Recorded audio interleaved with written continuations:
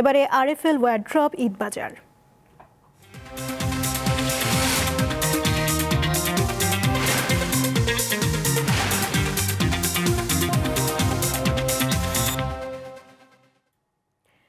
রোজা শুরুর পর থেকে ঈদের আনন্দ ভাগাভাগির ছোঁয়া লেগেছে রাজধানীর বিপণী বিতানগুলোতে। অনেকে এসেছেন ভিড়ের ঝামেলা ছাড়াই কেনাকাটা শেষ করতে। অন্যদিকে বিক্রেতাও বাহারি রঙের পণ্য সাজিয়ে বসেছেন। তবে কাঙ্ক্ষিত বেচাবিক্রি এখনো শুরু হয়নি বলে জানান তারা। রমজানের চাঁদ দেখা দেওয়ায় পাল্টে গেছে রাজধানীর বিপণী বিতান থেকে শুরু করে অলিগলি কিংবা ফুটপাতের চিত্র।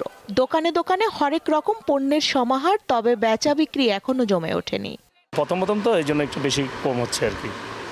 কিছুদিন পর আসলে সবসময় প্রতি বছর এরকমই হয়।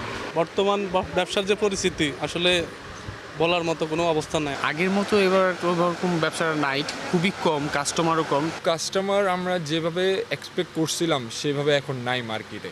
উৎসবের রঙে নিজেকে রাঙিয়ে তুলতে এবং শেষ মুহূর্তের ভিড় এড়াতে আগেই পছন্দের পোশাকটি বেছে নিতে চান কেউ কেউ। ক্রেতাদের আকৃষ্ট করতে মূল্য ছাড় দিচ্ছেন কোনো দোকানি। আমি ঈদের জামা কাপড় কিনবো, জুতা কিনবো, মেহেদি কিনবো, চুড়ি কিনবো। পরবর্তীতে আসলে একটু জ্যামজট বেশি হয়। রমজানের প্রথম দিকে আসলাম যে আসলে ভিড় একটু কম আছে, আরও 2-4 দিন গেলে হয়তো বা ভিড়টা একটু বেশি হবে। রাজধানীর ফুটপাতেও পণ্য সাজিয়ে ক্রেতার অপেক্ষা করছেন দোকানিরা, তবে এখনো প্রত্যাশিত ক্রেতা পাচ্ছেন না তারা। 15 রমজানের পরের থেকে আমাদের বেচাকেনাটা বাড়ে, এখন আপাতত একটু কম। এখনো বোঝা যাচ্ছে না, আজকে মাত্র দ্বিতীয় রমজান, দেখা যাক আরো 3-4 দিন যাক, তারপর বোঝা যাবে।